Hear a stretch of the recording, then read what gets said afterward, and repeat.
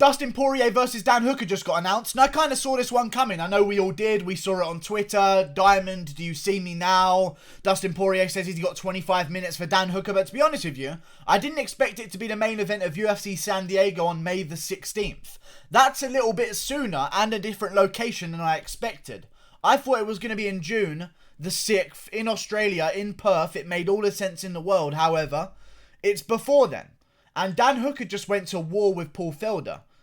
So that kind of does, it tickles my pickle in a weird way, in my opinion, because I could either take Dan Hooker at his word that he is absolutely fine and he's okay to get back in there, or I could act like I know better than Dan Hooker, which is what most people are going to do, and assume that he's still damaged from the Paul Felder fight. There are many ways we can look into this fight. Either way, it's an amazing fight, main event of San Diego. It deserves its own main event, I understand. Dan Hooker's nothing but a main event fighter. Dustin Poirier is nothing but a main event fighter. It makes sense. You know what I'm saying? Let's make it happen. I don't know. I just think that June the 6th would be pushing it for Dan Hooker's return. I wouldn't even mind if he came back a little bit later than that. But before then, like, this is 1 week after UFC 250. Like, this is crazy soon. I'm looking forward to it. I think it's going to be an amazing fight. This is a fight of the night 100%, but is Dan Hooker good enough to beat Dustin Poirier? And I'll be honest with you guys, I think if that Paul Felder showed up against Dustin Poirier, he would have beaten Dustin Poirier. I know Dustin Poirier is good, and I'm going to get a lot of shit for saying that, but there are wins on his resume that are no longer in the division anymore, and it's the problem with an inactive top contender. Eventually, the division completely changes underneath you. Look at the wins that Dustin Poirier has. Anthony Pettis, no longer with us. May he rest in peace. Justin Gaethje completely changed himself and came back a new person and is now on a massive streak. Eddie Alvarez, no longer with us over at 1FC. Max Holloway, now no longer even the featherweight champion of the world, let alone not even just being a featherweight. He's not the featherweight champion anymore. And Khabib, he lost to in the 3rd round, but he landed a good shot. I just feel as though Dan Hooker's resume, in terms of the most recent wins, is much better. Am I wrong in saying that? I'm seeing Gilbert Burns, James Vick, Ally Quinter and Paul Felder. I like those fucking wins, especially for a lightweight streaking towards the title. I know Dustin Poirier's beaten some of the best guys in the world. However, I don't know, man. He's been off for a very long time. Dan Hooker's fought twice since Dustin Poirier got in there against Khabib Nurmagomedov. He fought Ally Quinter at UFC 242. That's wrong, but I don't know what one it was. It was in Australia. He fought Ally Quinter as the co-main event of the pay-per-view, then got straight back in there against Paul Felder and went to war and got himself a decision win, 3-2 on rounds. Come at me if you want to argue Paul Felder winning. We've had the official recount of numbers. Dan Hooker's the fucking winner. There are a lot of people right now, and I guarantee you this is going to be happening. I haven't seen it yet, but there are going to be a lot of people right now that are going to be saying Dan Hooker's going to get KO'd stiff in the 1st round just because they don't like the decision between him and Paul Felder.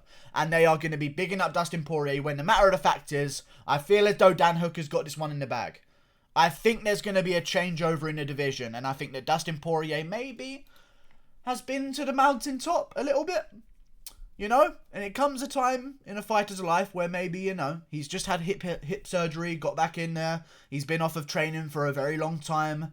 Looking to come back, cut to 155 against Dan Hooker, go 5 rounds. I just feel as though the division's changed a little bit. And I think that Dan Hooker can maybe get the jump on Dustin Poirier. I'm going to get shit for saying that, but Dustin Poirier's chin, Poirier's been around for a long time. And you want to talk about the war that Dan Hooker just went through. Like, let's talk about Dustin Poirier. I mean, he's had his cuts and bruises, and he's been in wars every single fight as well. Khabib kind of beat the shit out of him. Max Holloway went to war with him. Eddie Alvarez went to war with him. Justin Gaethje went to war with him. Anthony Pettis went to war with him. Jim Miller went to war with him. I mean, it's every single fight. Dustin Poirier just slings him with people. And there's only so many times you can do that, especially against a guy who's a little bit more technical in Dan Hooker. I think Dan Hooker's going to jab his face off, jab his face off, chew up the calf, and just render Dustin Poirier maybe thinking otherwise about coming back to the cage. I don't know. He's been off for a very long time. He's had surgery. He's coming back. He's had the belt around his waist. He beat Max Holloway, who was a champion. And Dustin Poirier is in a rare situation for an interim champion, because a lot of interim champions get to the point of being interim champion and they don't really consider themselves a champion. But Dustin Poirier fought a champion in Max Holloway for an interim belt, so it kind of means more to have that interim belt. That to me is kind of like a world title in my opinion. Like a little bit closer to a world title than a normal interim champion would be. But either way, I think he's been to the top. Now he's lost to Khabib Nurmagomedov. He kind of got humbled. He wanted fights that motivated him, which is the worst. I hate hearing that sentence come out of anyone's mouth. And when Dustin Poirier keeps saying it, it really does worry me. Because that tells me that you're not motivated all the time. And Dan Hooker is. Dan Hooker hasn't got his yet. He's only just reached this point, you know? He's only just got here and he's had a tough way there. Now he's looking to make the most of it. And when I hear a guy say, I need a fight that motivates me, that tells me that you're not already motivated and you're waiting to hear a big name. Like Dan Hooker's just went to war with Paul Felder and is back in the gym right now ready to fight Dustin Poirier. That's his mentality right now. Since Dustin Poirier has been in the cage, Dan Hooker's gone to war twice with top contenders Paul Felder and Al Iaquinta and beat the shit out of Al Iaquinta, let's be real, destroyed James Vick, destroyed Gilbert Burns, which is now a better win than ever because Gilbert Burns is now a ranked welterweight of all things. Would you believe it? Short notice Burns makes a resurgence. And now he's just beat Paul Felder. And I think Paul Felder could beat Dustin Poirier. I think Paul Felder would beat the shit out of Anthony Pettis. I think Paul Felder would even have a good chance against Justin Gaethje right now. Even a new version of Justin Gaethje.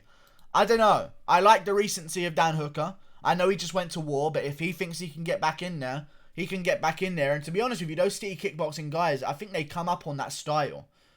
So it normally worries me when guys have a quick turnaround in MMA, but city kickboxing, they fight so often because they come from that fight every weekend kind of life, you know, get their resume up in that kickboxing world. You build your fucking stats. You go to like a fucking crazy record over a short period of time. I just feel as though they can handle a short turnaround. And I think it benefits them as well because when they're most active is when they're the best. You know, Israel Adesanya takes a little bit of time off. Kelvin Gastelum, Anderson Silva, around these championship fights, they seem to get a little bit closer than him just destroying everyone. Same with Kai Kara France. He likes to stay active as well. He went to war and lost and then came straight back in 3 months later in Auckland, got the fight and won. Like they just, I don't know, maybe it's in the gym, like the mindset. Brad Riddell's staying very active as well. I like the mindset of the gym. I think Dan Hooker's got this one in the bag. I believe that he's not injured, otherwise he wouldn't be taking this fight, let's be real. I think he's got it. I really do. I wish this was in Australia. I just think the jab of Dan Hooker is going to be a little bit too quick. I don't know. I don't think Poirier's got it. I don't see Poirier being able to out-grapple Dan Hooker.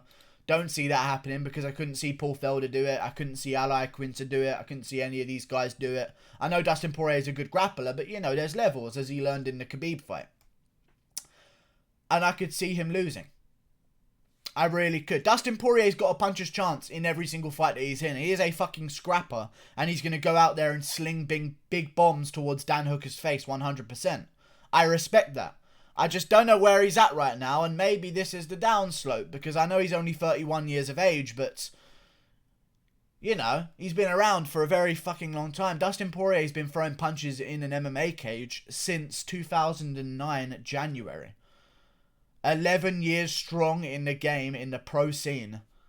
He's been around for a long time. He's had his big losses. He's been in wars throughout his entire career. I just feel as though Dan Hooker's going to get the rub from the Paul Felder fight. You hear Joe Rogan talk about the rub a lot. And DC talk about the rub a lot in fights. When you have that really close fight, it shows you how good you are. And shows you belong at the level. And then sort of gives you that confidence to go and fight these elite level guys. And it makes you a better fighter in the process. I feel as though Dan Hooker's going to get that rub from Paul Felder's fight.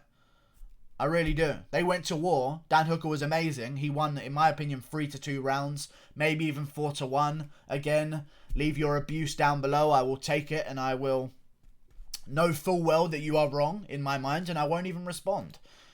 But I think Dan Hooker's got this one in the bag and I think a lot of people are going to pick Dustin Poirier out of emotion. I think Paul Felder would beat Dustin Poirier right now. I think that even...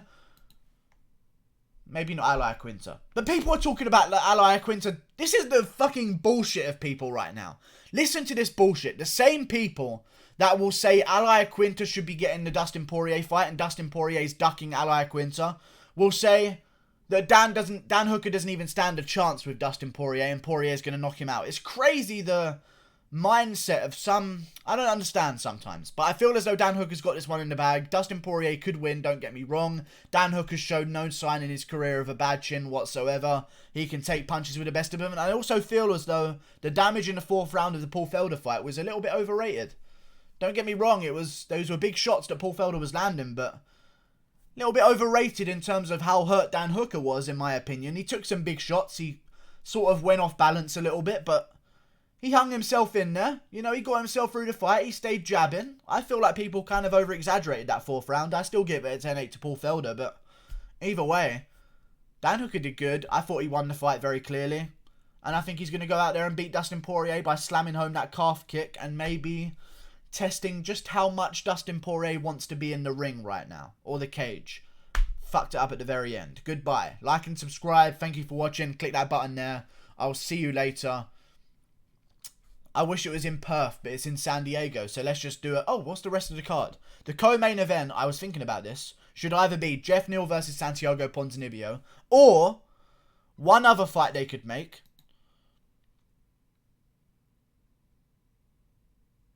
Robbie Lawler versus James Krause, or just something along those... Oh, wait, I've got it. Dan Hooker versus Dustin Poirier main event, and then the co-main event, Edgar versus Cruz. Done. Edgar versus Cruz. Winner gets a place in the top 5 of the bantamweight division. That sounds like an amazing plan. See you later.